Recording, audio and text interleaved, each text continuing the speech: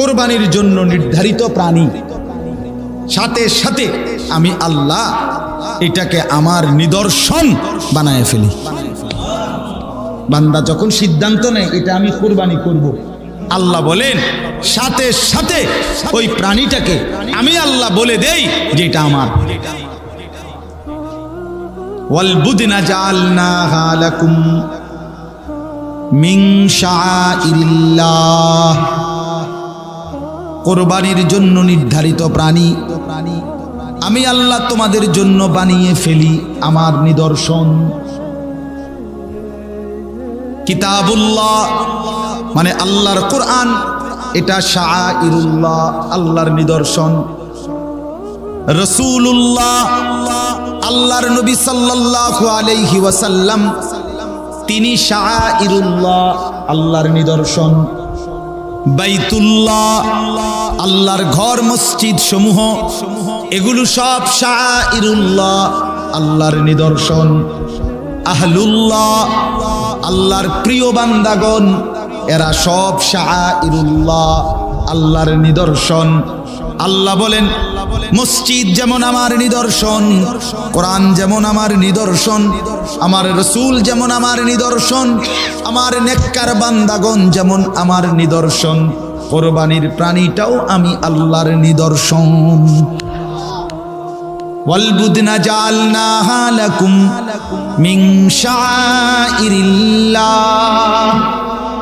এটা আমার নিদর্শন। আর আল্লাহ বলেন ওয়ামান ইউআযযিম শাআইরাল্লাহি ফাইন্নাহা মিন তাকওয়াল কুলুব, আল্লাহ বলেন আমার নিদর্শনকে যে সম্মান করবে আমি বললাম আমি তার দিলের মধ্যে তাকওয়া দিয়ে দেব। হ্যাঁ, এজন্য কোরবানির প্রাণীকে কোরবানিটাকে যে সম্মান করবে, যে না এটা ইবাদত, এটা দরকার, এটা যথাসম্ভব করা উচিত, এনে ফাঁকি না দেওয়া, খামখেয়ালি না করা, এটা ওয়াজিব। কোরবানি ওয়াজিব না নফল? ওয়াজিব নিয়ে খামখেয়ালি করতে নাই। ঠিক ফ্যামিলিতে যতজন কামাই করে রোজগার করে সবার খোঁজ খবর নেওয়া উচিত। যতজনের উপরে কোরবানি ওয়াজিব প্রত্যেকের কোরবানি আদায় করা উচিত।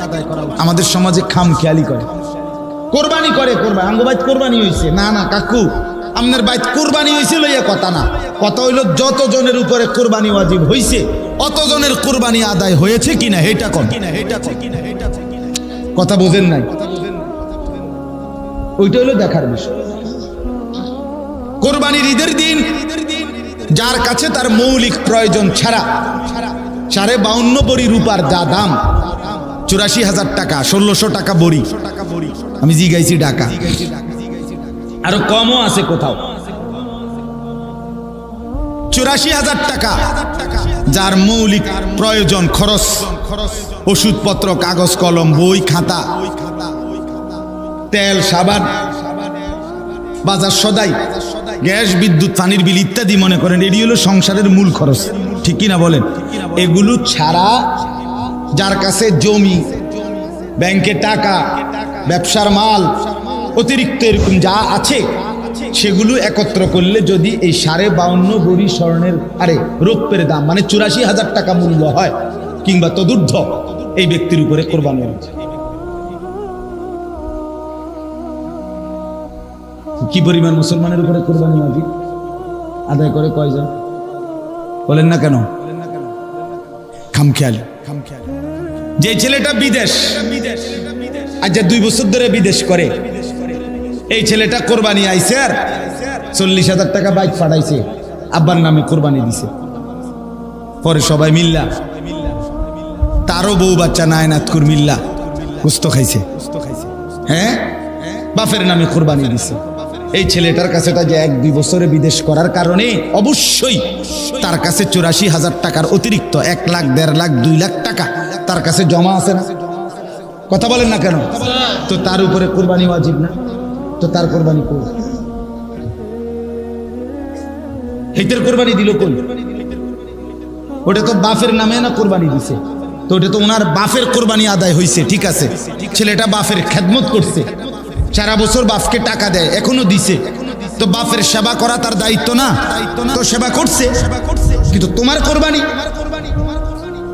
তোমার কোরবানি কয় না আমগো করে দিছে, তো আব্বার নামে দিছে, তো মা আব্বার নামে দিলেই হয়ে গেল।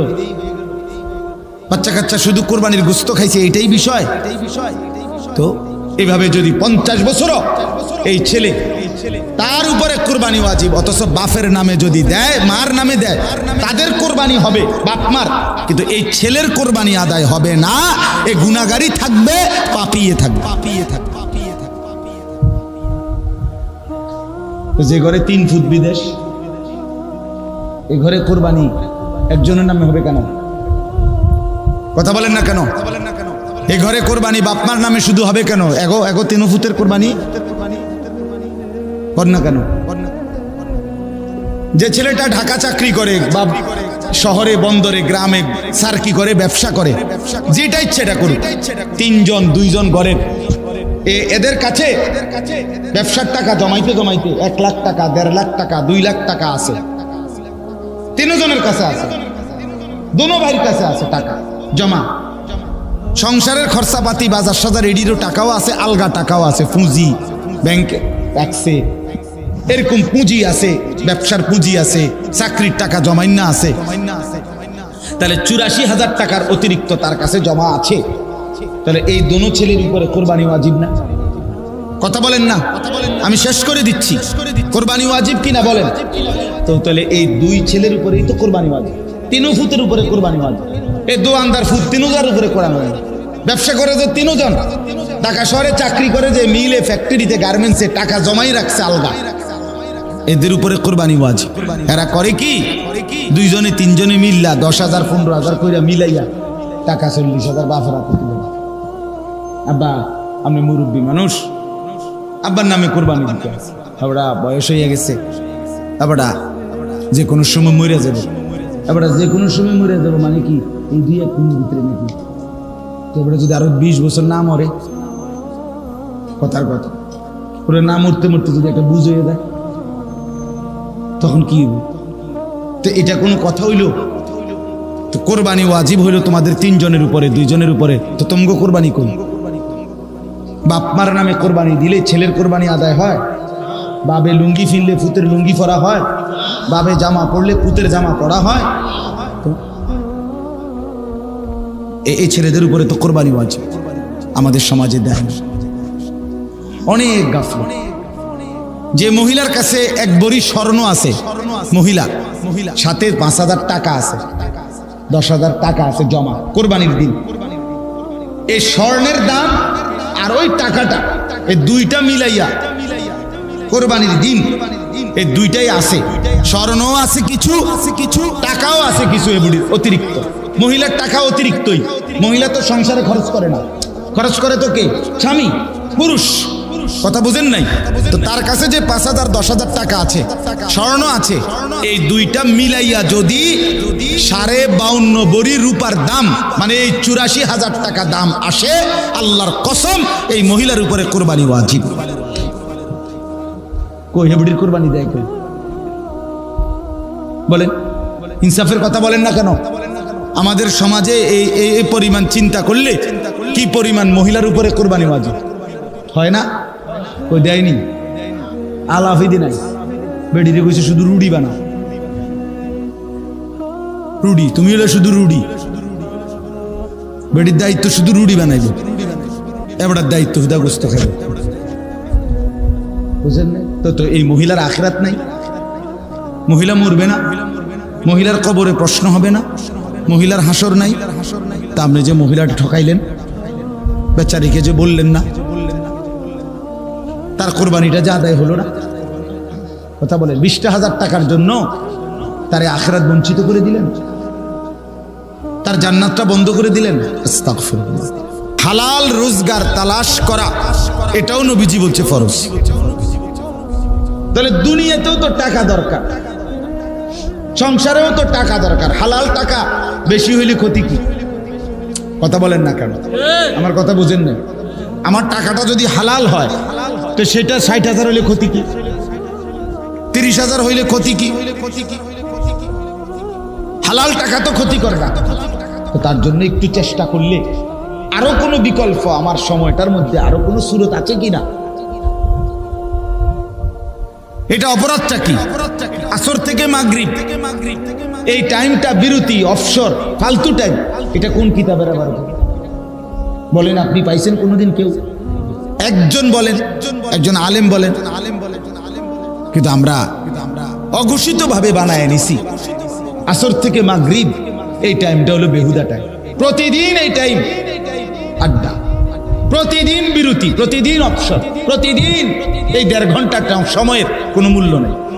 বুটমুড়ি, চা বিস্কুট, গপসপ, হাঁটাহাঁটি, এটাই কি কথা ছিল? আসর থেকে মাগরিবকে আল্লাহ তাআলা এই জন্যই দিছিলেন। অথচ কোরআনুল কারীমে আসরের কসম আছে, বলে আসর। এই জন্য ভাইয়া, আমি মুরব্বী চাচা, বাবা, ভাই, আপনাদের যে প্রসঙ্গ বলা এটা বলতেছি আমি, বাকি এটা অতিরিক্ত বললাম। যেই হুজুরেই পাঞ্জাবিওয়ালা, টুপিওয়ালা এই মোবাইলের প্রতি আসক্ত, জরুরতের ব্যবহার আমি মানা করি না, বড় মোবাইলের একেবারে অকাট্য হারাম এটা বলতেছি না, কথা বুঝেন নাই আপনি? এটার জরুরত আছে, অবশ্যই আছে। অফিসিয়াল কাজ, ব্যাংকের কাজ, জমি জমার কাজ, বিদেশে কোনো কথাবার্তার কাজ, অনেক কিছু লাগতে পারে, স্বাভাবিক। আমরা হজ উমরার মধ্যেও বড় মোবাইলের কি আছে, কাজে লাগে। এখন আইসা অ্যাপস যা করতে হয়, ওই রিয়াজুল জান্নার জন্য বড় মোবাইল দিয়ে কি করতে হয়, রেজিস্ট্রেশন করতে হয়। এখন উমরা করার জন্য রেজিস্ট্রেশন করতে হবে, তো আপনার ফিঙ্গার নিতে হয় মোবাইল দিয়া, অনেক কিছু আছে, কাজ আছে, ঠিক আছে, জরুরত তো জরুরতই। কিন্তু সারা দিন সারা রাত আপনার অথবা ফাঁক পাইলেই মোবাইল টিফোন, এটা কি জরুরত? এটা কোন জরুরত? ঘুমের টাইম 2 ঘন্টা 1.5 ঘন্টা, আপনি 50টা মিনিট কোরবান করে দিলেন মোবাইলে, এটা কি জরুরত? এই জন্য দয়া করে অনুরোধ করলাম, জীবনে যদি কেউ আগাইতে চায়, দুনিয়াবি প্রয়োজনও পূরণ হওয়া, আখিরাতের প্রয়োজনও পূরণ হওয়া, এর জন্য মেহনতের কোনো বিকল্প নেই। দুনিয়ার রিজিক কামাই উপার্জনও বাড়বে মেহনতে, আখিরাতের জান্নাত এটাও অর্জন হবে মেহনত। দুটোটাই। দুনিয়াতেও যারা একটু বেশি সম্পদের মালিক, তাদের এর পিছনে অনেক মেহনত আছে, অনেক মেহনত আছে। হ্যাঁ, হালাল না হারাম এটা পরের কথা, কিন্তু মেহনত আছে। বৈধ অবৈধ তো আপনি বাঁচবেন না কেন? বাঁচবেন আপনি। বৈধ পন্থায়ও যদি কেউ মেহনত করে, তার উপার্জন বাড়বে না? বাড়বে, বাড়বে। ঢাকা শহরে এখন আলহামদুলিল্লাহ আমাদের ঢাকার ওলামায়ে কেরাম, কওমি মাদ্রাসার ওলামায়ে কেরাম 2 হাতে আলহামদুলিল্লাহ লিখতেছে বই, কিতাব। সারা পৃথিবীর যত কিতাব আরবিতে, উর্দুতে লেখা হয় সব অনুবাদ করতেছে, মাশাআল্লাহ, ধুমাধুম অনুবাদ করে লাইতেছে। বাংলা বাজারটা আমি এই কয়দিন আগেও গেছি, বাংলা বাজারের মধ্যে একটা তুফান, মানে ব্যস্ততা, আপনি গিয়ে দেখেন। আলহামদুলিল্লাহ ওলামায়ে কেরাম কাজ করতেছে। আমি বসা একজন হুজুর, মাদ্রাসার উস্তাদ, উনি আপনার নাহবি মীর কিতাবের একটা অনুবাদ এবং একটু সংক্ষিপ্ত আকারে ছোট্ট একটা নাহবি মীরের কিতাব লিখছে। এখন উনি আপনার 5 বছরের জন্য ওই লাইব্রেরিওয়ালারা ওনার থেকে এটা নিছে, ছাপাবে। তো ওনারে ক্যাশ আমার সামনে 1 লক্ষ টাকার চেক ওনার হাতে তুলে দিয়েছে। হুজুরে জমা দিয়া পাণ্ডুলিপিটা 1 লাখ টাকার চেক নিয়ে মাদ্রাসায় রওনা হয়ে গেছে। তো উনি লাইব্রেরিওয়ালা আমারে বলতেছে, হুজুর এই হুজুরের 10টা বই আমরা ছাপাইছি। এবার আপনি বলেন তো, 5 বছরের জন্য, পরে আবার ডিড করতে হইব, মানে 5 বছরের ভিতরে একটা চুক্তি, আবার 5 বছর পরে যদি বইটা আবার ছাপাইতে হয়, লেখকের থেকে আবার কি করতে হবে, টাকা দিয়া ডিড করতে হবে।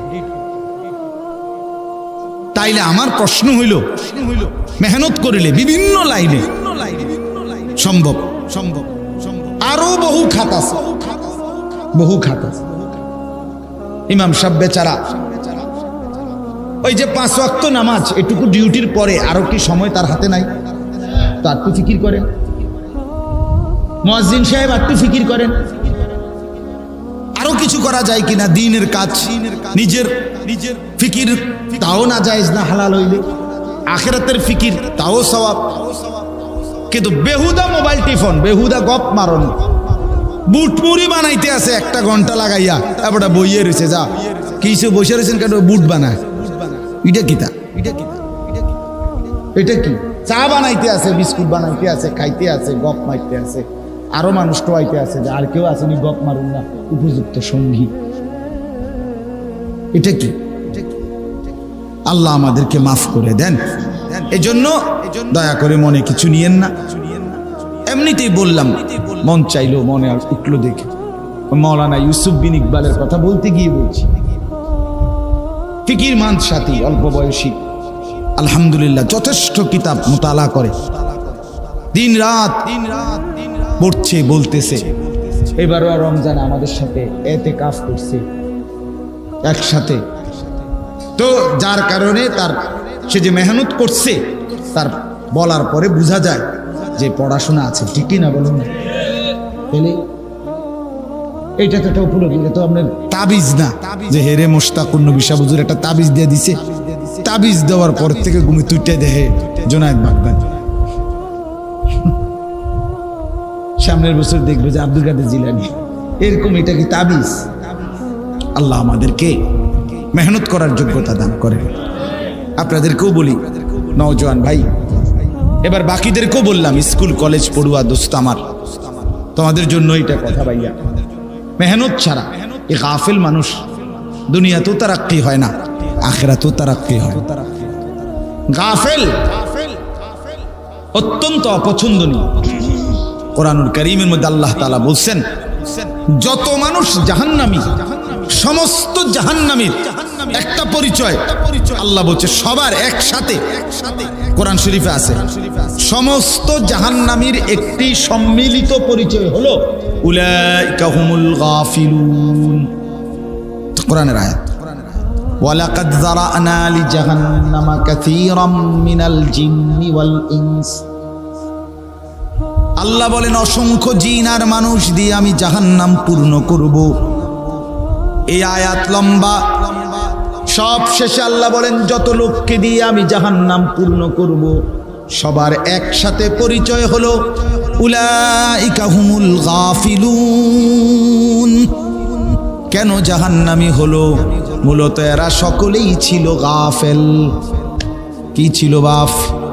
গাফেল। গাফেল, সমস্ত গাফেলের শেষ গন্তব্য জাহান্নাম। কোথায়? আল্লাহ কোরআনে বলেন, ওয়ালা তুতি মান আগফালনা কলবাহু আন যিকরিনা।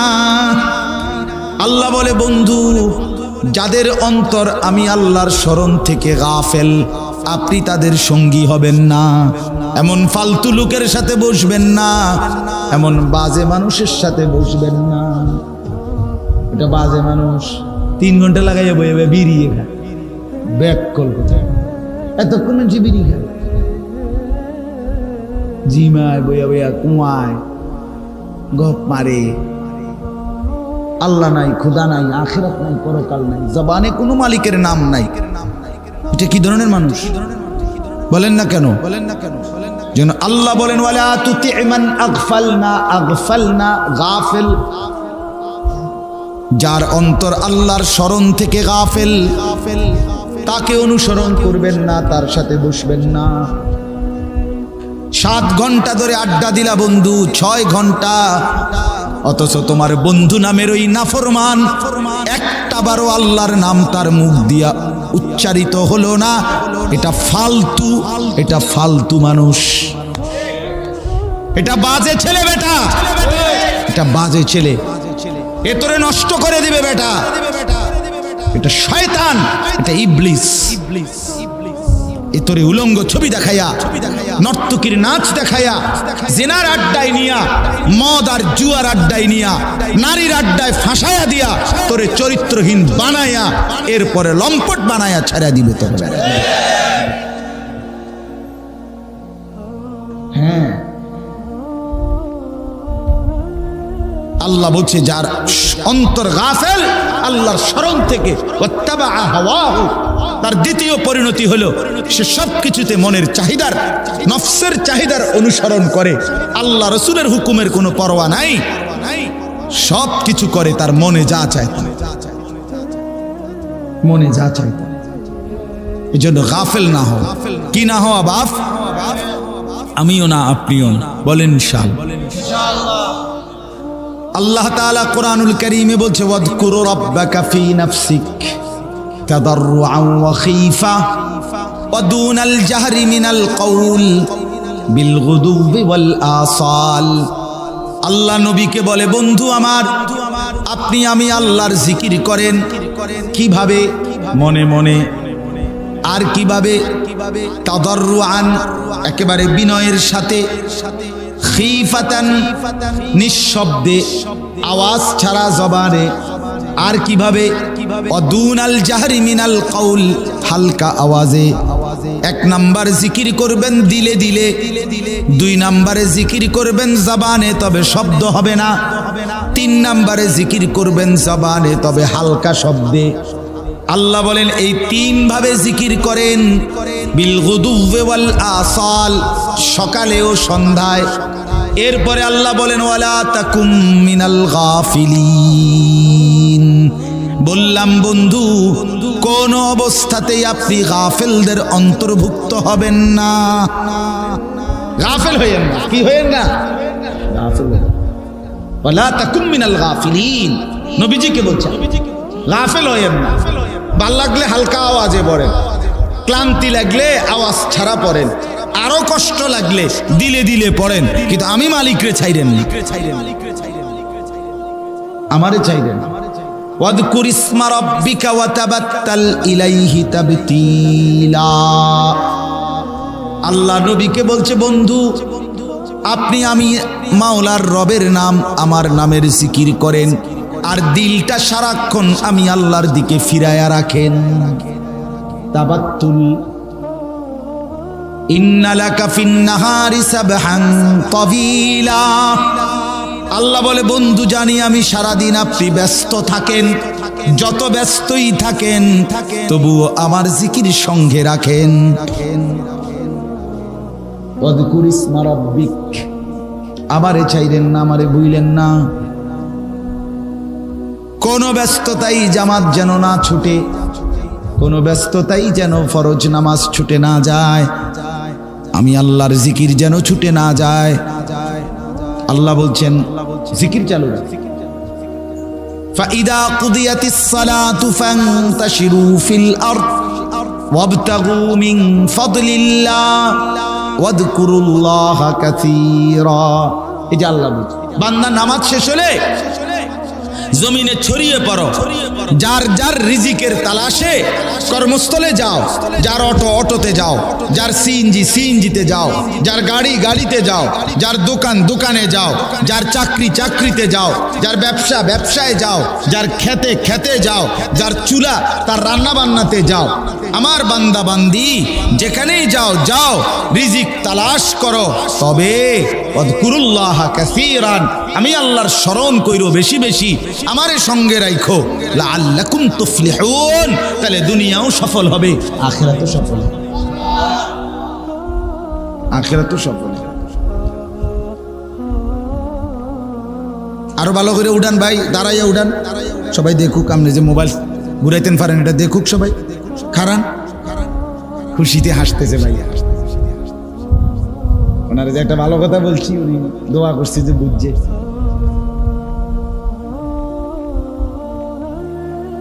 হ্যাঁ, এই জন্য বললাম খামখেয়ালি, বললাম না খামখেয়াল, অনেক কঠিন ব্যাপার। মুসলমানের এই নওজোয়ান ফেরাইতে হবে, কঠিন ব্যাপার। এই আমি এখন এদিক দিয়ে আসছি, একসাথে এই আধা কিলোর ভিতরে দেখে আসছি, একসাথে 5 জন 7 জন 8 জনও ছেলে পেলে, প্রত্যেকের হাতে একটা একটা মোবাইল, একসাথে বৈশা মোবাইল টিপতেছে। দুই আঙ্গুলে গাড়ি প্রচন্ড হরন দিছে, আর তুই একটু মাতালগি দিছে আবার নিজের কাছে। আহা মুসলমানের সঙ্গে বাবা কোথায়, মা কোথায়, ঘুমাবে কোন রাত্রে, হ্যাঁ কোনদিন ফজর পড়বে কিনা কেউ জানে না। বাবাও হাল ছেড়ে দিছে, সন্তানও হাল ছেড়ে দিছে। খোদার 365 দিন, 1 বছর মুসলমানের সন্তান মুসলমানের ঘরে ঘুমায়, বাপ মা জীবিত, কিন্তু 18-20 বছর বয়স ছেলে মেয়ে, তাগড়া সুস্থ সবল জওয়ান ছেলে, কিন্তু নাফরমান। খোদার 365 দিনে কোনোদিন একদিনও কোনোদিন ফজরের নামাজ পড়ে নাই। মুসলমানের ঘরে এত বড় জানোয়ার কেমনে ঘুমায় বাপ? হ্যাঁ ও চাচা বলেন না, চাচা বলেন এই জীবনের সার্থকতা কি, আমার জীবনের অর্জন কি? তাই আমার এই 60 বছরের হায়াত আমি তাহলে কি করলাম? হ্যাঁ এই খাট পালং আর সোফা আর ফার্নিচার, ভাত মাছ আর এই চাল ডাল, ঘর বাড়ি আর দালান, এতটুকুই? এতটুকু তো আল্লাহ তাআলা কাফেরকেও দিছে, হিন্দুর ঘরেও আছে, বৌদ্ধের ঘরেও আছে, ইহুদি খ্রিস্টান নাস্তিক মুরতাদ বেঈমান নাফরমান জন্তু জানোয়ার গরু ছাগল কুকুর বিড়াল এরাও তো এই দুনিয়া ভোগ করছে, তা আপনিও দুনিয়া ভোগ করছেন। তো আপনারে আমারে মুসলমান বানাইয়া আলাদা আলাদা বিশেষত্ব কি? হ্যাঁ আমারে যে মুসলমান বানাইলো, এই ঘরটা যে মুসলমানের ঘর, এই ঘরের বৈশিষ্ট্য কি? ভাত মাছ চাল ডাল, খাট পালং সোফা ফার্নিচার। তো নামাজ পড়বে কারা?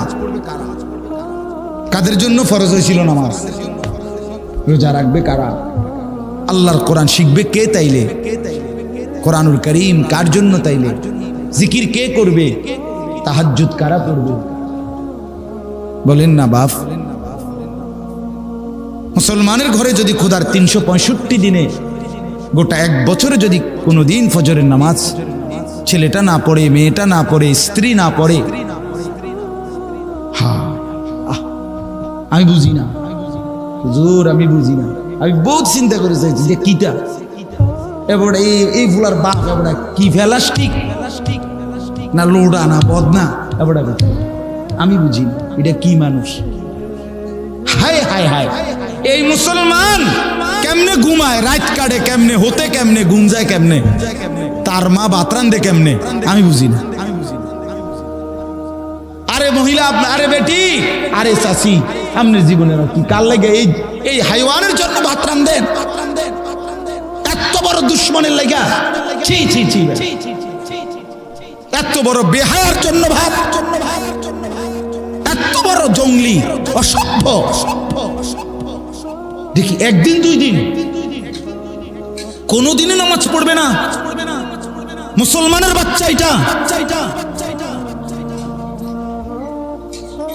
আরে কি কোন মিয়া, আমার জীবনের আছে কি তাইলে? আমি পৃথিবীতে আসলাম কেন? আমার উপার্জন কার জন্য? আমার জিন্দিগিটা কার লাগে শেষ করলাম?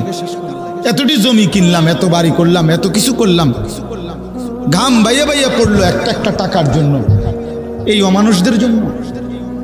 এরা বসে বসে সারাদিন সারা রাত মোবাইল টিপবে, ছেলে সারা রাত মোবাইলে উলঙ্গ ছবি দেখবে, বেড়ি বেপর্দা চলবে ঘরে, 30 বছর ধরে প্রতিদিন রঙিন টেলিভিশন চলবে, নাচ গান নর্তকীর ছবি, জিনা ব্যভিচারের দৃশ্য দেখবে। এই জন্যই আমার উপার্জন। এই আজকে 28 বছর আমি এর লেগে বিদেশ করলাম, 32 বছর এই জন্য বিদেশ করলাম। কি বলেন না? এরকম বিদেশি মানুষ আছে না? আজকে 28 বছর বেচারা কষ্ট করে, কলজাটা তার জাগাত নাই, জীবনে সুখ কি আবার? যার পাশে বউ নাই, সন্তান নাই, মা নাই, বাপ নাই, একটা ট্যাবলেট খুললে দই। আমার রাতের 2টা বাজলে, বিশ্বাস করেন, রাতের 2টাও যদি বাজে, 3টাও বাজে, 2:30টা বাজে, আমার 2.5 বছরের মেয়েটা আমার সাথে, আমার ড্রাইভার এখানে আছে জিগার, প্রতিদিন রাতে আমি মাহফিল থেকে ফিরলে রাতের 2:30টা বাজুক আর 3টা বাজুক, আমার ছোট্ট মেয়ে সুমাইয়া, আমার মেয়েটা যত রাতেই হোক আমার জন্য সজাগ। গেট কলিং বেলের টিপ দিলেই অথবা মোবাইলটা রিং দিলেই বাসায় সে চিৎকার দিয়ে ওঠে, আব্বু আইছে। গেটের সামনে প্রথম দরজা খুললেই আমার মেয়েটা নজর ওঠে। আমি তারে সবসময় কোলে নিয়েই ভিতরে দেখি। যে বেচারা আজ 28 বছর বিদেশ, 30 বছর বিদেশ, সে আদর পাইল কই, সোহাগ পাইল কই, কি পাইল? 14 ঘন্টা ডিউটি করার পরে সে কষ্ট করে নিজের রান্নাটা নিজে করে, নিজের কাপড়টা নিজে ধোয়, নিজের সব প্রয়োজন নিজে পূরণ করে।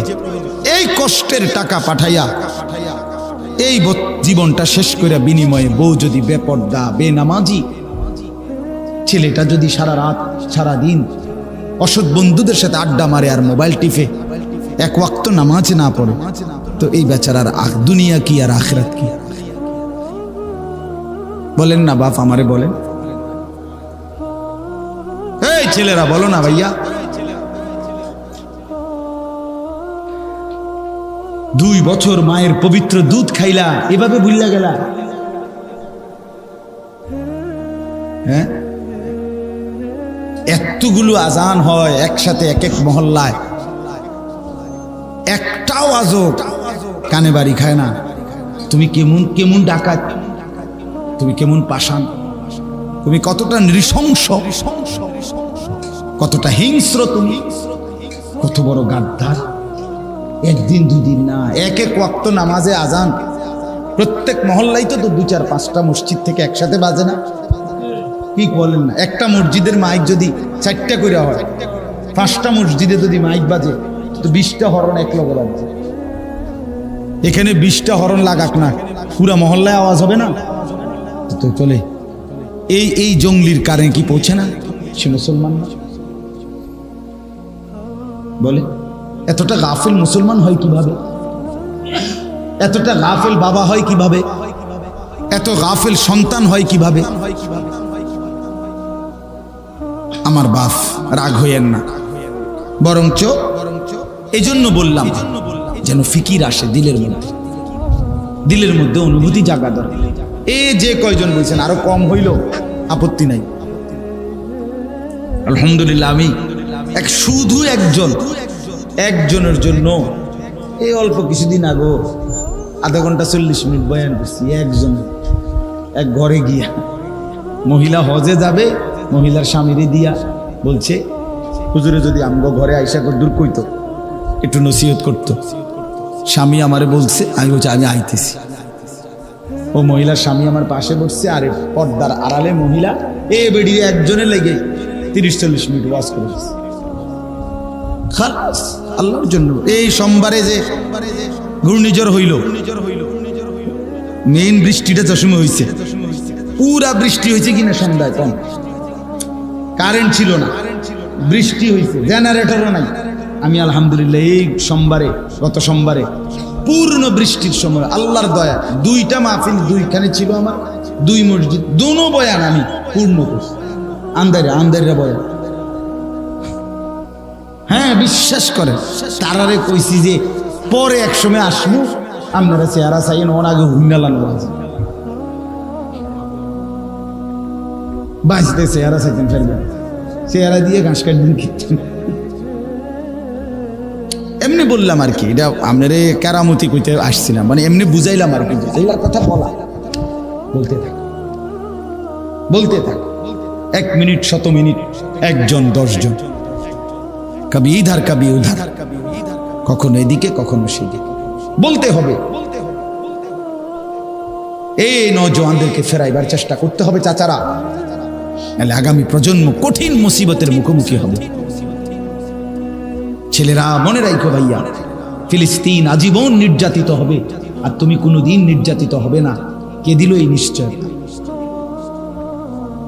হ্যাঁ ভাইয়া বলো,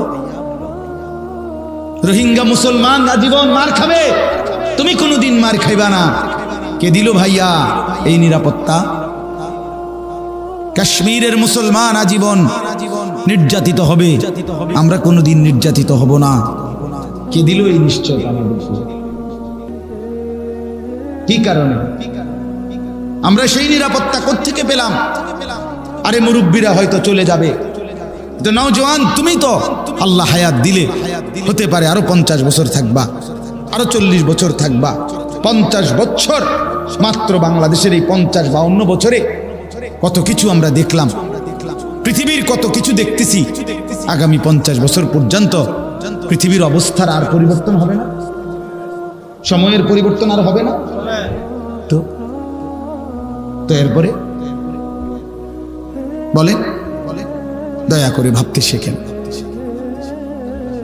দয়া করে প্রত্যেকেই গাফেল হবেন না। একটু কষ্ট করে দুনিয়া চলুক ভাইয়া, ভাত মাছ চাল ডাল, আয় রোজগার, বাজার ব্যবসা, দেশ বিদেশ, লেনদেন উপার্জন সবই চলুক, কোনো মানা নাই, শুধু আল্লাহকে সাথে নিয়ে। কাকে সাথে নিয়ে? নামাজ পড়েন, শরীর পবিত্র রাখেন। আল্লাহর দয়া না হইলে কারো কোনো ক্ষমতা দিয়া হয় না। মালয়েশিয়াগামী যাত্রীরা আটকিয়ে গেছে, শুনছেন না? শুনছেন না? তোলপাড় চলতেছে যে দেশে মালয়েশিয়ার হাজার হাজার যাত্রী আটকায় গেছে, প্রায় 30,000-এর উপর। কি ভাইয়া, পৃথিবী এক মিনিটে পৃথিবীতে লন্ড এলোমেলো হয়ে যেতে, হাসি কান্নায় পরিণত হতে 1 মিনিটও লাগবে।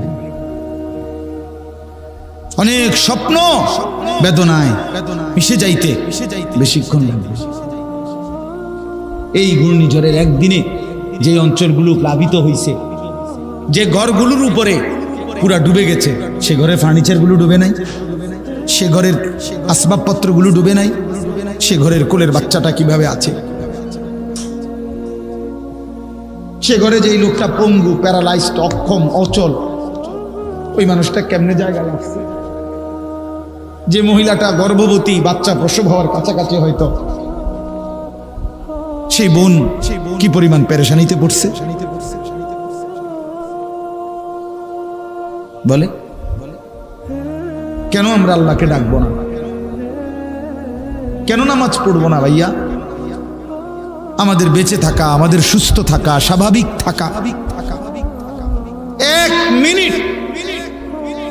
মিনিটে আল্লাহর হাতে। 1 মিনিটে এলোমেলো হইতে পারে। সিলেটের মানুষ আরামসে ঘুমাইতেছে, ভালো মানুষ, ওমা সকালে শুনি বলে সব বলে ডুবে দিছে, মানে বানের পানি ছেড়ে দিছে ওইখান থেকে, বাহ ডুবে গেছে। সিলেটের একাংশে এখন কি চলতেছে? বন্যার মতো পানি। এখন এই গরমের মধ্যে বন্যার কি কারণ?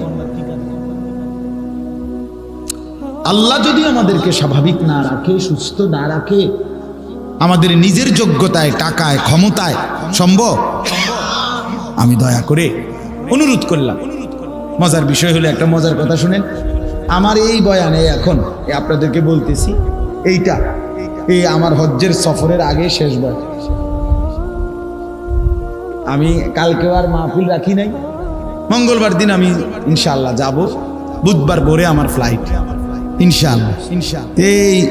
এই মাহফিলটাই আমার হজ্জের আগে, এইবারের এই লাস্ট।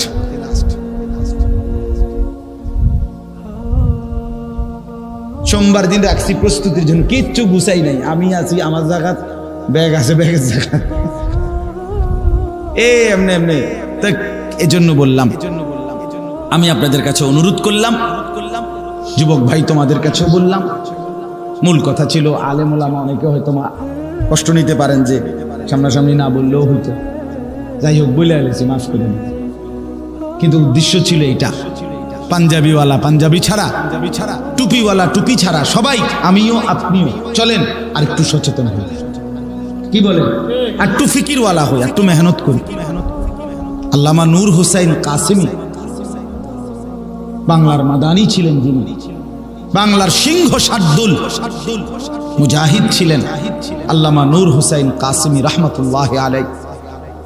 আমাদের আমির হেফাজত শেখুল ইসলাম আল্লামা আহমদ শফি রহমতুল্লাহর পরে দ্বিতীয় যেই ব্যক্তিটা বাংলাদেশে সবচেয়ে বেশি গর্জন করে কথা বলতেন, বৃদ্ধ বয়সেও, আমি ওনার মুখে নিজে শুনছি, হুজুর এরকম বৈশাখ আমরা আলেমদেরকে বলছি যে মেহনতের নাম ইসমে আজম। মেহনতের নাম কি? ইসমে আজম দ্বারা যেমন অসাধ্য সাধন হয়, মেহনত অসাধ্য সাধন কর, মেহনত চাই। যে যে জায়গায় আছেন ওই জায়গাতে একটু পরিশ্রম করুন। ছেলেকে ফিরান, একটু চেষ্টা করেন। মেয়েকে ফিরান, একটু চেষ্টা করেন। স্ত্রীকে বেনামাজি বেপর্দা থেকে ফিরাবার জন্য আরেকটু চেষ্টা করেন। একটু ঠান্ডা মাথায় চিন্তা করেন, ঘরের টেলিভিশনটা বন্ধ করা যায় কেমন? আপনি ভাবতে হইব, ভাবতে, হাল ছেড়ে দিলে পারতেন না। আপনি একটু ভাবেন, 30 বছর একটা মুসলমানের ঘরে লাগাতার আমনে বাইচা থাকতে, একজন মুসলমান আখেরাত যার বিশ্বাস করে, টানা 20 বছর 30 বছর এক ঘরে প্রতিদিন রঙিন টেলিভিশন, নাচ গান নাটক সিনেমা চলতে পারে না মিয়া। আপনারা ভুলে গেছেন আল্লাহকে, আখেরাতকে মিয়া। এতদিন মুসলমান গাফেল থাকে না, এ তো গাফেল মানুষের পরিচয়। আমি তো সবসময় বলি, 60 বছর বয়সে যে বুড়া মিয়া এখনো বিড়ি খায়, আমার সাফ কথা, এবার আখেরাত বলতে কিচ্ছু মনে নাই। নাইলে আজও আপনি বিড়ি খান, তা আপনি মরবেন কোন দিন? আজও এখনো আপনি চা দোকানে বসে রঙিন টেলিভিশন দেখেন, চাচা আপনার লজ্জা শরম হইব কোন দিন?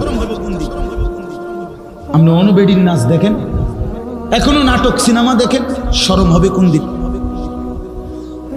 অতএব দয়া করে ভাবতে শিখেন, বুঝতে শিখেন।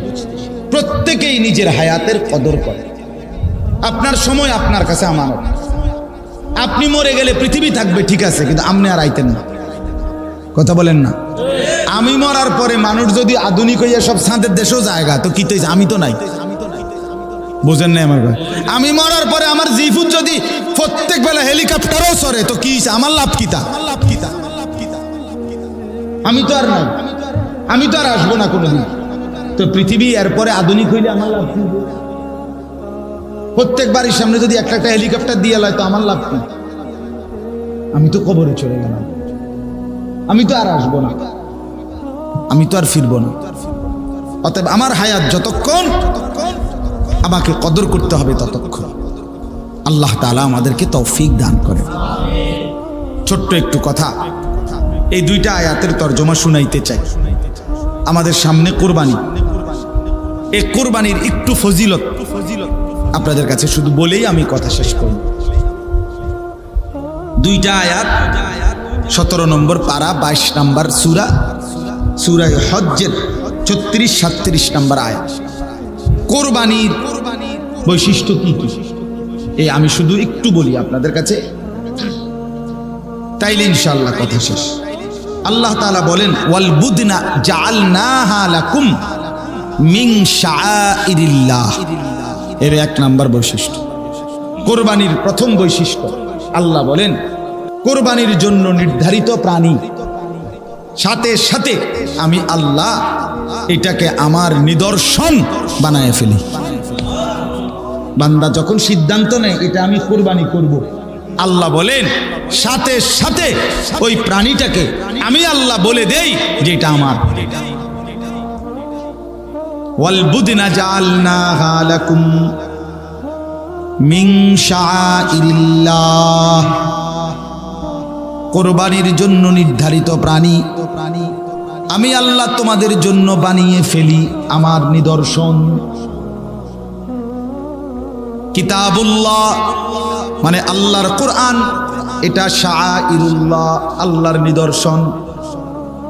রাসূলুল্লাহ আল্লাহর নবী সাল্লাল্লাহু আলাইহি ওয়াসাল্লাম, তিনি শাআইরুল্লাহ, আল্লাহর নিদর্শন। বাইতুল্লাহ আল্লাহর ঘর, মসজিদ সমূহ, এগুলো সব শাআইরুল্লাহ, আল্লাহর নিদর্শন। আহলুল্লাহ আল্লাহর প্রিয় বান্দাগণ, এরা সব শাআইরুল্লাহ, আল্লাহর নিদর্শন। আল্লাহ বলেন, মসজিদ যেমন আমার নিদর্শন, কোরআন যেমন আমার নিদর্শন, আমার রাসূল যেমন আমার নিদর্শন, আমার নেককার বান্দাগণ যেমন আমার নিদর্শন, কোরবানির প্রাণীটাও আমি আল্লাহর নিদর্শন। ওয়াল বুদনা জাআলনাহা লাকুম মিন শাআইরিল্লাহ, এটা আমার নিদর্শন। আর আল্লাহ বলেন, ওয়া মান ইউআযযিম শাইরাল্লাহি ফাইন্নাহা মিন তাকওয়াল কুলুব। আল্লাহ বলেন আমার নিদর্শনকে যে সম্মান করবে আমি বললাম আমি তার দিলের মধ্যে তাকওয়া দিয়ে দেব।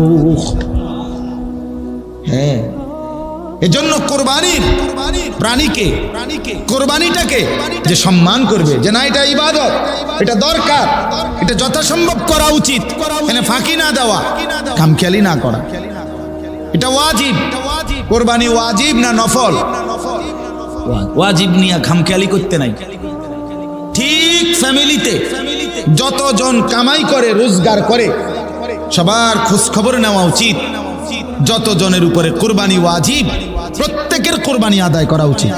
আমাদের সমাজে খামখেয়ালি করে, কোরবানি করে, কোরবানি আঙ্গ বাইত কোরবানি হয়েছে, না না কাকু আপনার বাইত কোরবানি হয়েছে লইয়া কথা না, কথা হইল যতজনের উপরে কোরবানি ওয়াজিব হয়েছে অতজনের কোরবানি আদায় হয়েছে কিনা এটা কোন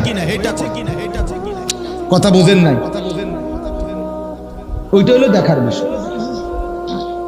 কোরবানির ঈদের দিন যার কাছে তার মৌলিক প্রয়োজন ছাড়া 52.5 বড়ি রূপার যা দাম 84,000 টাকা, 1600 টাকা বড়ি, আমি জিগাইছি ঢাকা, আরো কমও আছে কোথাও,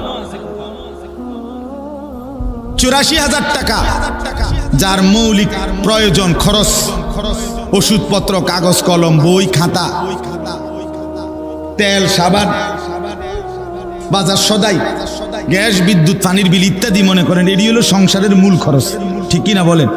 এগুলো ছাড়া যার কাছে জমি, ব্যাংকে টাকা, ব্যবসার মাল, অতিরিক্ত এরকম যা আছে সেগুলো একত্র করলে যদি এই 52.5 বড়ি স্বর্ণের রৌপ্যের দাম মানে 84,000 টাকা মূল্য হয় কিংবা তদূর্ধ্ব, এই ব্যক্তির উপরে কোরবানি হচ্ছে।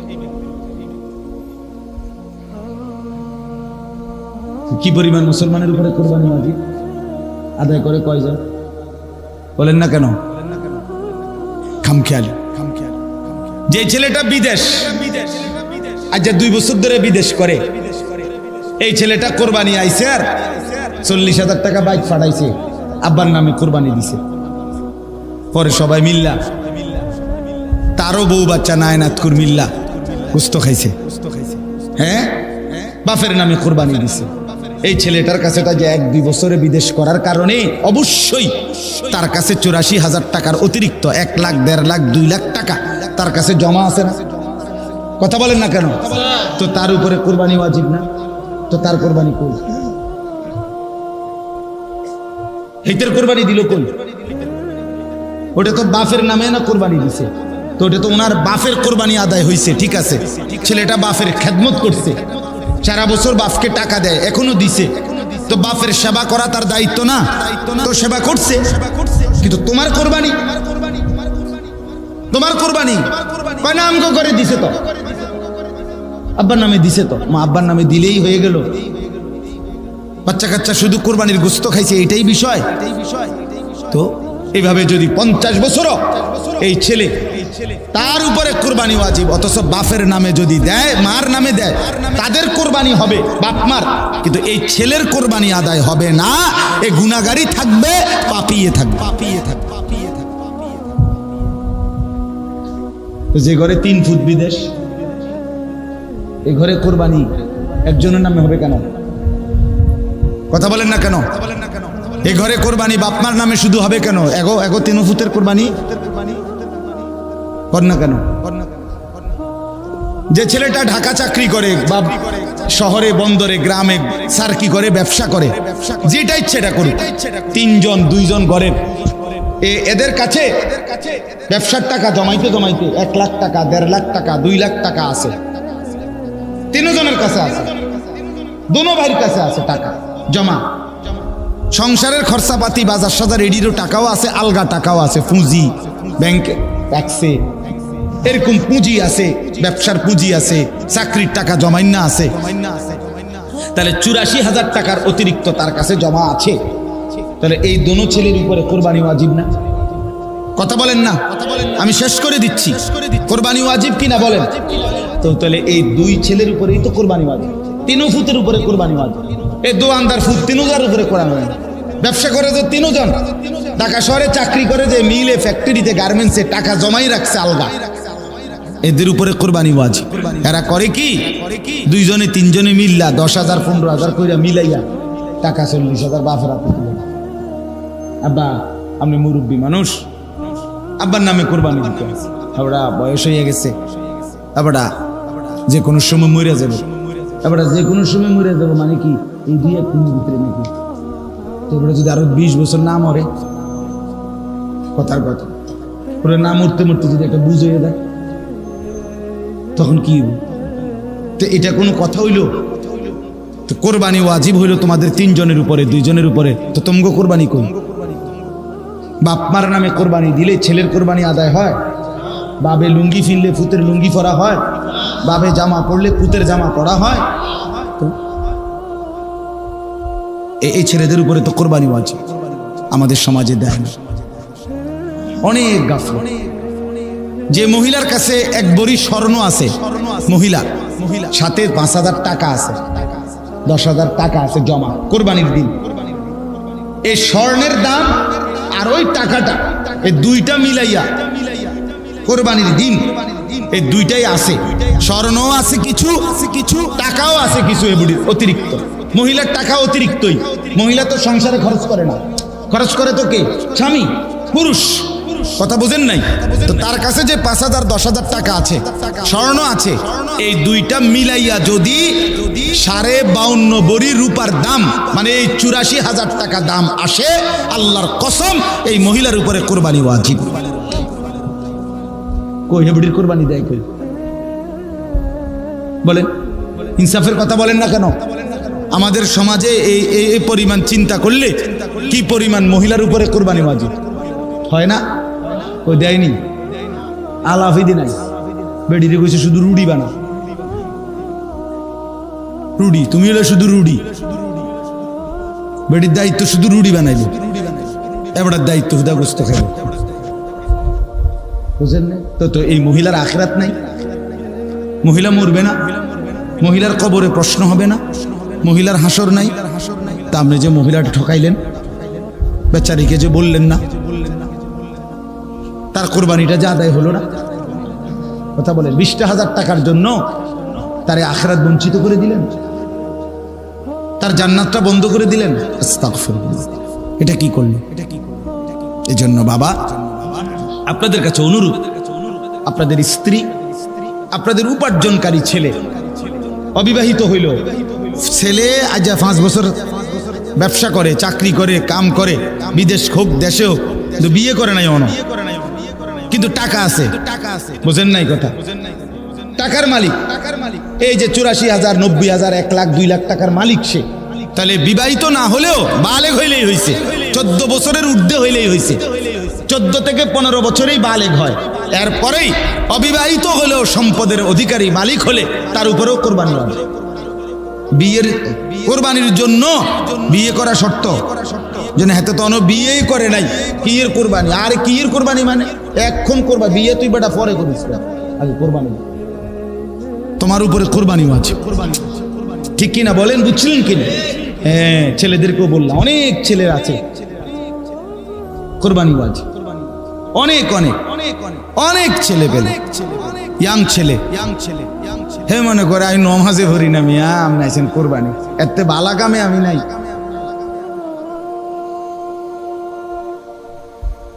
খামখেয়ালি, খামখেয়ালি করলে তো করলেনি, বাকি আমাদের বলা দায়িত্ব, আমরা বলে দিই, ঠিকই না বলেন না কেন?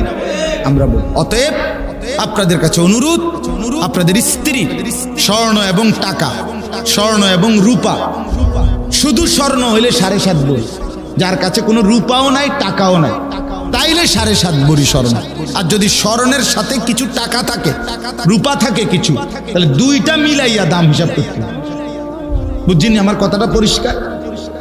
যদি কোনো মহিলার কাছে শুধু কি আছে, স্বর্ণ আছে, 1 তোলা রূপাও নাই, জমা কোনো টাকাও নাই, তাইলে 7.5 ভরি যদি স্বর্ণ হয় তাইলে কোরবানি হবে। আর 1 বছর হইলে যাকাত হবে, আরে ফরজ। মহিলাদের উপরে অ্যাভেলেবেল যাকাত ফরজ হয় বর্তমান সমাজ। মহিলাদের কাছে এখন টাকা থাকে, আগে থাকতো না, এখন মহিলাদের স্বর্ণ আছে, টাকাও আছে, 10-20 হাজার 50 হাজার টাকা বেডিতের কাছেও সবসময় থাকে। আগে এতটা আগে চাচারা বাপ দাদারা বাচ্চা ছাড়া বেডিতের এত টেয়াটুয়া দিত না, 20-50 টাকা লইতো, গাম ছুটতো। হ্যাঁ হ্যাঁ, এটাই ছিল না, সিস্টেমে ছিল এটা। পরিবারের কর্তা পুরুষ, ওনার কাছেই টাকা পয়সা থাকতো। আমার পুরা মনে আছে, আমার আব্বা রে দেখছি আমি, আমার বুঝ হওয়ার পরও আরেক দিকে ফিরে টিয়া গুনতো, আমার মার দিকে ফিরে কোনোদিন আমি টিয়া গুনতে দেখছি। এটা আগে ছিল, আগে এমন ছিল। কিন্তু এখন হইলো ঘরের বউ, এবারে বউ এবারে হইলো এটিএম বুথ, টেহা মেন থায়ে হেবড়ি দেয়, এবারে যদি কপালের জোরে দেয় কিছু, এবারে শুধু কামাই করতে জানে, কিন্তু এরপরে কোনো খরচা আর বেড়া জানে না। টাকাটা গুছাইয়া না দিলে আর কিছু চিনে না। হে মহিলাদের ধমকে, হ্যাঁ তুমি একটা বদনাও কিনতে জানো না। আরে সুবহানাল্লাহ, হেবড়ি সব জানে, বাকি সব দায়িত্ব হলে এবার মহিলা। লোডাও কিনবে বিড়ি, বদনাও কিনবে বিড়ি, সব মহিলার হাতে তুলে দিচ্ছে। হাই মুসলমান, হাই মুসলমান, হাই মুসলমান। নিজে পড়ে আছে ঘরে, বেটিরে ছেড়ে দিছে বাজারে। যা বদনা তুমি চয়েস করো, বালতি তুমি কেনো, চামচ দাও তুমি। সহেজের ব্যাপার, সহেজের কিতা দাও তো, আপনার বাপ দাদার জন্ম আমরা দাও দেখছেন না তো, যেটা বেড়ি যাওয়ার কি দরকার? বালতির আবার কালার কিতা? আচ্ছা কর না, আমার দুঃখ লাগে হুজুর, আমি বালতির আবার কি কালার? বালতি তো বালতি। বদনাও কি কালার লাগে? এটা যেটা বদনা একটা হইলেই তো না, বেডির একটা সহেজ আছে। আস্তাগফিরুল্লাহ, হাসি দিয়ে উড়াই দিলেন না, নিজের হাতে নিজের স্ত্রী সন্তানকে, কন্যাকে বেপর্দা পর পুরুষের উপভোগের সামগ্রী হিসাবে ছেড়ে দিল। আপনি দেখতেছেন আপনার স্ত্রী, আপনার মেয়েটা 1 ঘন্টা লাগাইয়া পাউডার সুনু দিয়া টাইট ফিটিং কাপড় পরে 8-7 কাপড় পইরা বেরিয়ে যায়, আপনি বুঝেন না কোথায় যায়, কারে দেখাইতে যায়? আপনার কপালে তো কিছুই জোটে না, স্বামী বেচারার কপালে তো পুরান মিক্সি ছাড়া। হ্যাঁ, শরম থাকা উচিত মিয়া। আত্মসম্মান যার আছে মিয়া, আত্মমর্যাদা যার আছে, তার স্ত্রী বেপর্দা হইতে পারে না। যেই পুরুষের গায়রত নাই, যেই পুরুষের পৌরুষে সমস্যা, যেই পুরুষের সাহস নাই, হিম্মত নাই, তার বেটি বেপর্দা, তার বউ বেপর্দা। বেটা আত্মসম্মান যার আছে, আত্মমর্যাদা আছে, তার স্ত্রী বেপর্দা হবে কেন? বেটি তোরে কি বিবাহ করে স্ত্রী হিসেবে আনছি, মানুষের বেটা দেখনের লেগে বেটা লজ্জা শরম নাই যার। নিজেও অন্য বেটি দেখে তো বেডিরও অন্য বেড়াই দেখে, আর কি তা মিল্লা জিল্লা হমান। হ্যাঁ হ্যাঁ, আর কি তা আমরা বুঝি না, আর কি কারণ নাই তো? আল্লাহ আমাদেরকে চরিত্র, আখলাক, হিম্মত দান করে। মুসলমানের হিম্মত চাইবা, তাইলে কোরবানি ওয়াজিব হয়। যতজন পুরুষ নারী উপার্জনক্ষম ছেলে সবার ফিকির করবে, বলেন ইনশাআল্লাহ। কেন? এটা আল্লাহর নিদর্শন। আল্লাহ বলে কোরবানি এটা পুরাটা আমি আমার করে নিই। এরপরে আল্লাহ বলেন লাকুম ফিহা খাইর, সুবহানাল্লাহ। আল্লাহ বলে কোরবানির মধ্যে তোমাদের জন্য রয়েছে পুরাটাই খায়ের, কল্যাণ। কল্যাণ মানে খায়ের এমন এক শব্দ আরবিতে যেটার মধ্যে দুনিয়া আখেরাতের একজন মানুষের যা দরকার সমস্ত কল্যাণ নিহিত। ছেলে মেয়ে, স্ত্রী সন্তান, চরিত্র, সুস্থতা, আয় উপার্জন, মেধা, জীবন জীবিকা, দুনিয়ার সুস্থতা, আখেরাতের শান্তি, সব এই এক শব্দের মধ্যে আছে খায়ের। প্রমাণ কি? প্রমাণ হলো রাসূলুল্লাহ সাল্লাল্লাহু আলাইহি ওয়াসাল্লাম 5 ওয়াক্ত নামাজের পরে খায়েরের দোয়া করতেন। আল্লাহুম্মা ইন্নী আসআলুকা মিনাল খাইরি কুল্লি, আল্লাহ আমি পুরা খায়ের চাই। এই খায়ের লাকুম ফিহা খাইর। আল্লাহ বলেন কুরবানির মধ্যে তোমাদের জন্য রয়েছে খায়ের। কি রয়েছে? সব কল্যাণ এতে আছে, সব কল্যাণ। শুধু প্রাণী জবাই নয়, আল্লাহ বলেন এটার মধ্যে সব কল্যাণ আছে, আমি দুনিয়া আখিরাতের সব কিছু এর মাধ্যমে তোমাকে দিয়ে দেব। সুবহানাল্লাহ।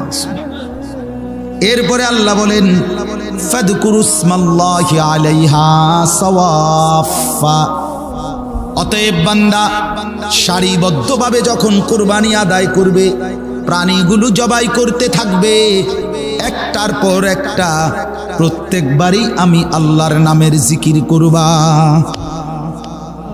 যেন ছবি তোলার প্রতিযোগিতা না হয়, যেন মোবাইলে সেলফি তোলার জন্য ব্যস্ত না হও, বরং কুরবানির প্রাণীর সামনে জবাই করতে গিয়ে মূল ফিকির হবে জবানে আমি আল্লাহর নাম, বিসমিল্লাহি আল্লাহু আকবার। এটা শতকণ্ঠে সবাই বলো, সারা দুনিয়ায় সারা দেশের গলিতে গলিতে একই সময়ে আমি আল্লাহর নাম উচ্চারিত হবে। কুরবানির দিন আমি মাওলা এটা ভীষণ শুনতে চাই, আমি দেখতে চাই। এই জন্য আল্লাহ কুরবানিতে বলেন, কেন আমি কুরবানির বিধান দিলাম? লিয়াযকুরুসমাল্লাহ, যা আগে আছে, আমি আল্লাহর জিকির, আমার স্মরণের জন্য লক্ষ কোটি কণ্ঠ একসাথে বলবে বিসমিল্লাহি আল্লাহু আকবার। আমি আল্লাহর কাছে এতে ভালো লাগবে। কেন আমি হজ্জের বিধান দিলাম? আমার 40 লক্ষ বান্দা একসাথে মুখরিত হয়ে বলবে লাব্বাইক আল্লাহুম্মা লাব্বাইক, লাব্বাইক লা শারীকা লাক লাব্বাইক। আমি একসাথে শুনে মজা পাবো। এই জন্য বান্দা আমারে ডাকলে আমি মাওলা প্রতিটা ডাকে জবাব দেই, প্রত্যেক ডাকে জবাব দেয়। কয় ডাকে? প্রত্যেক ডাকে। কোন বান্দা যখন বলে সুবহানাল্লাহ আল্লাহতানি উসাব্বিহুকা, বান্দা বলে আল্লাহ আমি আপনার পবিত্রতা বর্ণনা করছি। আল্লাহ বলে বান্দা আমি তো আগের থেকেই পবিত্র, তবুও তুমি আমার পবিত্রতা বর্ণনা করিলে, ঠিক আছে চলো আমি তোমাকেই পবিত্র করে দিলাম। সাব্বাহতানি সাব্বিহুকা, তুমি আমার তাসবিহ পড়লে আমি তোমারে পবিত্র করে দিলাম। আলহামদুলিল্লাহ বলেন। আল্লাহ বলে বান্দা তুমি আমার প্রশংসা করিলে, আমি তো এমনিতেই প্রশংসিত, যাও আমিও তোমাকে সকলের কাছে প্রশংসিত বানিয়ে দিলাম। হ্যাঁ, প্রত্যেক জিকিরে আল্লাহ কি দেয়? জবাব দেয়। কি দেয়? জবাব। ফাইদা ওয়াজাবাত জুনুবুহা ফাকুলু মিনহা ওয়া আত'ইমুল কানিআ ওয়াল মু'তার। বাহ! এবার আল্লাহ বলেন জবাই করতে গিয়ে আমার নাম পড়লা, এরপরে জবাই হয়ে গেল, এবার কাত হয়ে গেল, রক্তগুলো ঝরে পড়লো, এবার চামড়াটা ছিল্লা, এবার পুরা গোশতটা রেডি, ঠিক কিনা বলেন? এবার করবেন কি? আল্লাহকে জিজ্ঞেস করেন। ওমা, যার জন্য কুরবানি দিয়েছেন হেরে জিগাবেন না? কথা কয় না কেন? এটা যার হেবড়ার কইবেন না, ওনারে জিগাবেন না আল্লাহকে, তো জিগান। ফাইদা ওয়াজাবাত জুনুবুহা, আল্লাহ বলে যখন কাত হয়ে পড়ে, চামড়া ছিলে যখন গোশত খুলে ফেলো, রেডি করো, এবার কি করবা? তো আল্লাহকে বলেন আল্লাহ এখন কি করব? আল্লাহ তখন জবাব দেয় ফাকুলু মিনহা, এখান থেকে তুমি খাইতে থাকো, তুমি খাও। আত'ইমুল কানিআ ওয়াল মু'তার, এবার যদি বলেন আল্লাহ আমি একাই খাবো, বলছে না, সাথে আরো 2 শ্রেণীকে রাখবা। এক নম্বরে যে তোমার কাছে হাত পেতে কিছু চায় নাই, এমন অসহায়, এমন দুর্বল আত্মীয় স্বজন তো আছে যারা লজ্জায় চাইবে না, তাদেরকেও তুমি সঙ্গে করে খাওয়াও। আর কারা? আর যারা হাত পেতে গরিব দুঃখী অসহায় ভিক্ষুক চাইলো, তাকেও খাওয়াও। আল্লাহ বলেন তুমিও খাও, আর যে চায় নাই হাত পেতে তাকেও দাও, যে চেয়েছে হাত পেতে তাকেও দাও।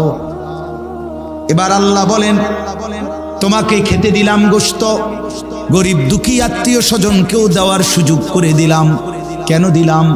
কাযালিকা সাখখারনাহা লাকুম, আল্লাহ বলেন এই প্রাণী গরু, ছাগল, ভেড়া, দুম্বা, বকরি, ওট, মহিষ, এগুলো আমি আল্লাহ তোমাদের অধীনস্থ বানিয়ে দিলাম, খাওয়ার উপযোগী করে দিলাম, খাওয়ার অনুমতি দিলাম। কেন?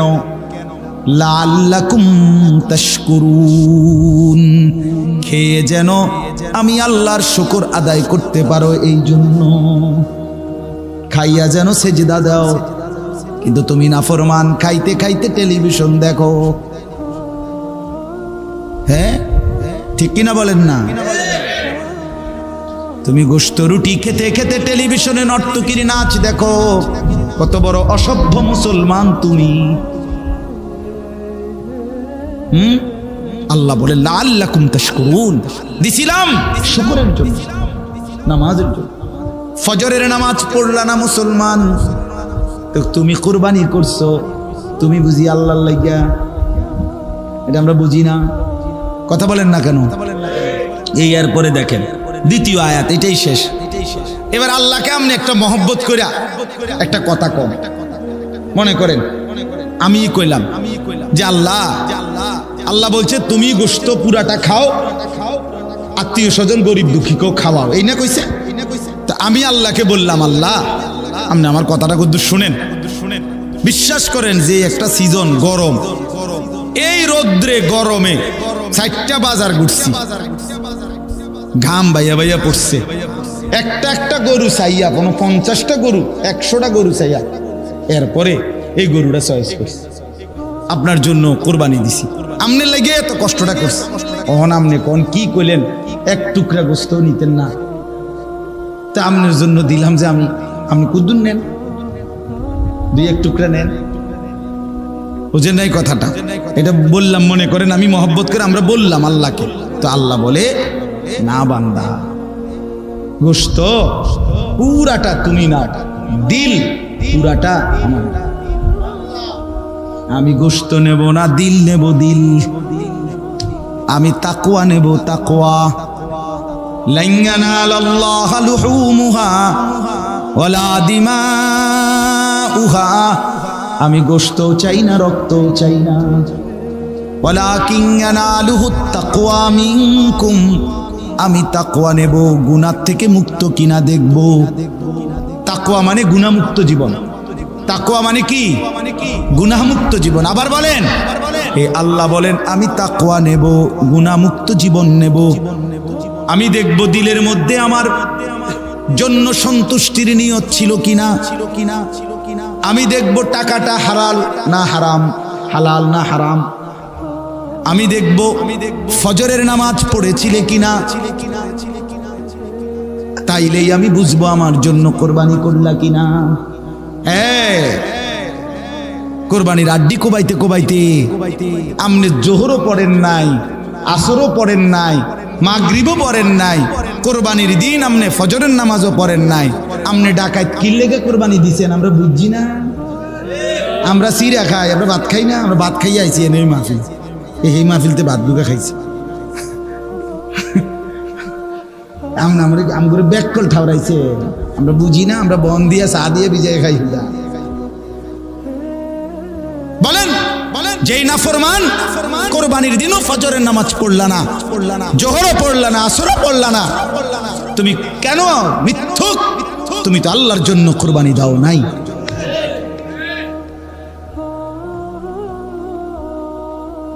লাইসা মিনান নুসুকি ফি শাইইন, নবীজি বলছে যে ঈদের নামাজ পড়ার আগেই কোরবানির প্রাণী জবাই করে, মান যাবাহা ক্বাবলাস সালাত। নবীজি বলছে সে শুধু গোশত খায়, কোরবানির কিছুই পায় না।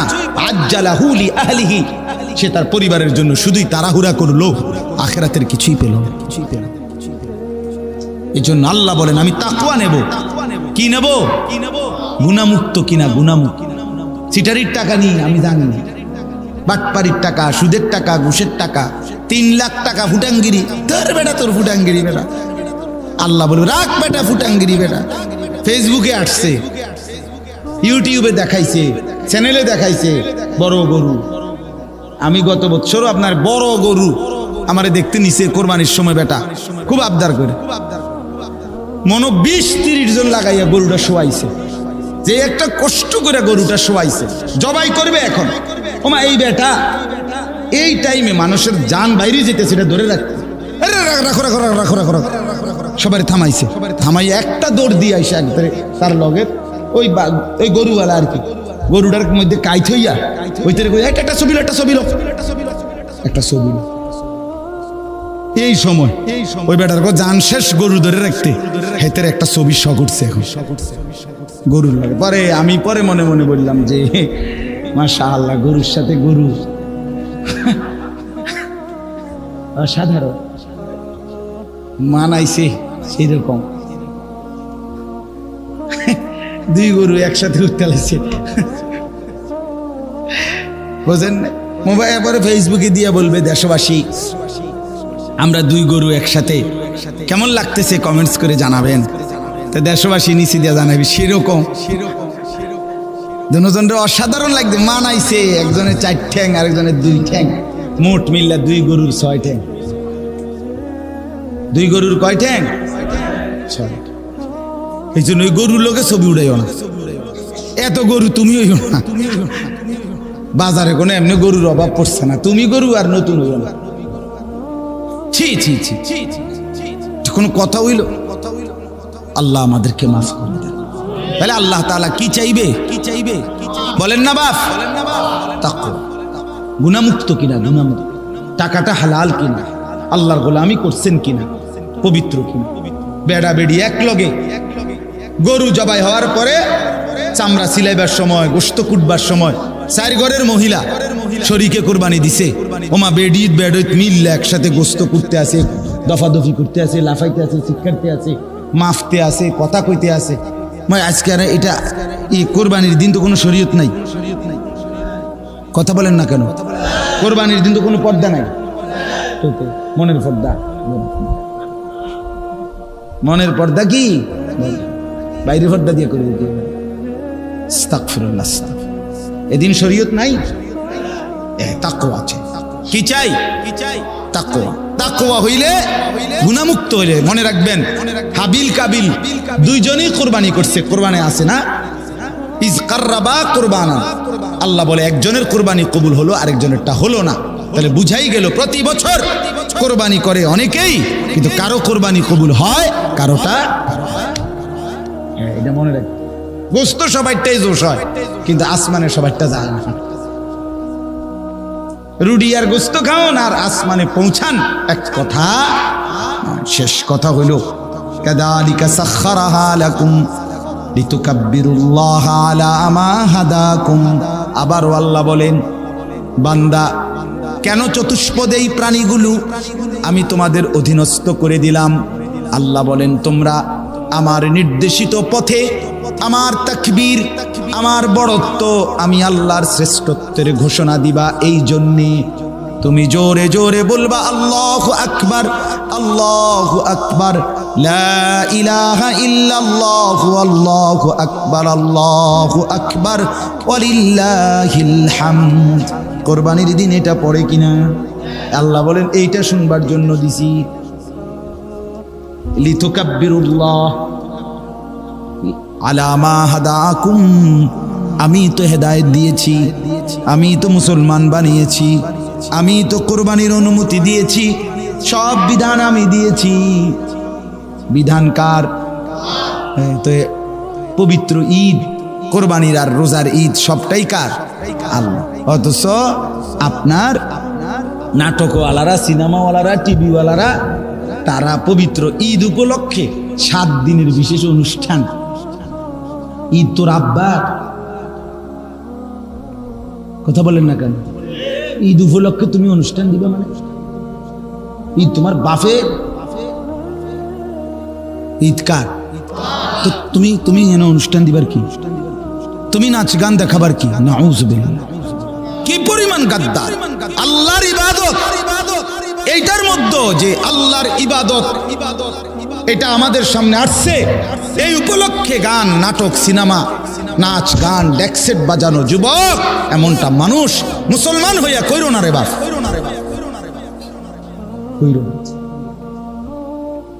ওয়াবাশশিরিল মুহসিনিন, সর্বশেষ আল্লাহ বলেন, বন্ধু সমস্ত নেক আমলকারীদেরকে জান্নাতের সুসংবাদ দিয়ে দেন। আমার নেককার বান্দাদেরকে জান্নাতের সুসংবাদ দিয়ে দেন। তাহলে ঈদ ইবাদত কিনা? কোরবানি ইবাদত কিনা? আর ইবাদত পালন করতে হয় আল্লাহর হুকুমে, আল্লাহর নির্দেশিত পন্থায়, রাসূলের তরিকায়। জন্য যুবক বন্ধু, রোজার ঈদ আর কোরবানির ঈদ কোন উপলক্ষে গান বাজাইও না, বাদ্য বাজাইও না, ডেক সেট বাজাইও না, ফিকাপ বাড়া কইরা, এবারে ডেক সেট বাড়া কইরা 30-40 জন 20 জন এক লগে ডেক সেটের ফুল সাউন্ডে বাজাইয়া নাচ, এটার মধ্যে লাভ পায়। আমার একটা বয়ান আছে, এটা হ্যাঁ, রোজার ঈদের দিন আমার ফুতে, আমার ছোট ছেলে আমার সাথে ঈদের নামাজ পড়ে আসার সময় এটা দেখছিল একদিন, আরো 2 বছর আগে। এই মানে ডেকসেটের মধ্যে ফুলাফানির মধ্যে লাফাইতে আছে, আর ডেকসেটের মধ্যে ফুল সাউন্ডে গান বাজতেছে, আর হেরা এইভাবে ফালাইতে আছে। তো আমার এই ছোট ছেলেটা হঠাৎ থেইতে, আর কোনো সময় দেখে নাই এটা, আমার সাথে গাড়িতে ছিল ঈদের নামাজ পড়ে আসার সময়, ওই আমার এটা বলছিল, বাবু বাবু এটা কি এরকম করে খায়। আমি বললাম, আব্বু আর আরে কুত্তা কামড়াইছে, আব্বা করে আজকাল সকালে কুত্তায় কামড়াইছে, কুত্তায় কামড়াইছে, কুত্তায় এত শক্ত কামড় দিছে, আজকে ঈদের দিনের কারণে ফার্মেসিও বন্ধ, ডাক্তারও ছুটিতে, এই জন্য ফিকাফে উঠটা লাফাইতে আছে কুত্তার কামড়ে। নাই তো কি, তোমারে কোন শয়তানে কামড়াইবে? নাউযুবিল্লাহ। আল্লাহ আমাদেরকে মাফ করে দেন। আল্লাহ আমাদের প্রত্যেককে কোরবানির মহান হুকুম বুঝে বুঝে, যতজনের উপরে ওয়াজিব, ছেলেটাকে খবর নিবেন, স্ত্রীর খবর নিবেন, সবার। আপনি 3 লাখ টাকার ফুটাঙ্গির দরকার নাই, ছোট গরুই দেন, খাসি দেন, ঠিক না? কিন্তু যতজনের উপরে সবার হুকুম আদায় করেন, ঠিক না? বলে লস হবে না।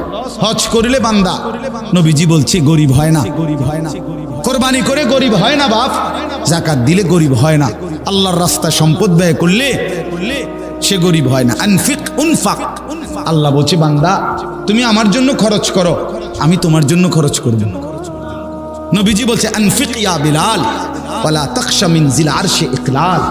নবীজি একদিন হযরত বেলালকে বলছে, বেলাল আল্লাহর রাস্তায় খুব খরচ করো, আরশের মালিক থেকে কমে যাবে এই ভয় পেও না, খরচ করো। এজন্য হাজি ঠগে না, ওমরাকারী ঠকে না, যাকাত দিলে ঠকে না, ব্যবসা কইরা মাইর খায়, বিদেশে লাইন দিয়া মাইর খায়, মাইয়া বিয়ে দিয়ে ধর মাইর খায়, কিন্তু হজ করে কি হয় না? মাইর খায় না, কোরবানি করে মাইর খায় না। আল্লাহ আমাদেরকে তৌফিক দান করেন। সবাই নিয়ত করেন মালিকের ঘর দেখবেন। এই বাপ ছেলেরাও বলি, ভাইয়া জীবনে তোমার এই 2 চোখে কত কিছুই তো দেখতে মন চায়। খোদার কসম বন্ধু, কাবার ওই কালো গিলাফ তুমি যদি দেখো তোমার চোখ জোড়াবে, মদিনার ওই সবুজ গম্বুজ দেখলে তোমার নয়ন জোড়াবে। চলো স্বপ্ন দেখি, স্বপ্ন দেখি। কাবার কালো গিলাফ যে দেখে নাই, মদিনার রওজা যে দেখে নাই, সেই চোখ দেখলো কি? সেই চোখ তো দেখার কোনো মজাই পায় না, দেখার কোনো স্বাদই পায় না। কত বছর উমরায় রমজানে এক বাংলাদেশি আমার এই দেখা দৌড়াই আইসা জড়ায় ধরা কাইন্দা দিছে, বলছে হুজুর আমি আপনার এক কথার কারণে আল্লাহর ঘরে আসছি। আমি বললাম কি? কয় আপনি কথাইটা কইছেন, আমি এটা শুনছি মোবাইলে বয়ানে, যে যেই চোখ আল্লাহর ঘর দেখে নাই সে দেখলো কি জীবনে? আমার এটা দিলে লাগছে। কয় যা হ আসলে তো আমি জীবনে তাইলে আর দেখলাম না, আমি আমার মালিকের ঘর দেখলাম না। যেই হাতে 3 ফুটের বিদেশের টাকা ব্যবস্থা হয়, 4টা মাইয়ার বিয়ের টাকার ব্যবস্থা হয়েছে, এবারে এত বড় বাড়ি করছে, জমি কিনছে, জায়গা কিনছে, ফার্নিচার কিনছে, লাখ লাখ টাকা এবারে হাতে ব্যবস্থা হয়েছে, কিন্তু মালিকের ঘর দেখবার জন্য, রসুলের রওজা দেখবার জন্য ওনার হাতে 6 লাখ টাকা 5 লাখ টাকার ব্যবস্থা হয়। কি চাচা আসলের ময়দানে কি বলবেন? কি বলবেন? নবীজির সামনে সুপারিশের জন্য যাইলে কি বলবেন? নবী বলবেন, উম্মত 60 বছরেও কি আমাকে দেখতে মন চায় নাই কোনোদিন? আমার কাছে কি আসতে মনে চায় নাই? এই জন্য জওয়ান বুড়ো সবাই আল্লাহর ঘর জিয়ারতের স্বপ্ন দেখেন, বলেন ইনশাআল্লাহ।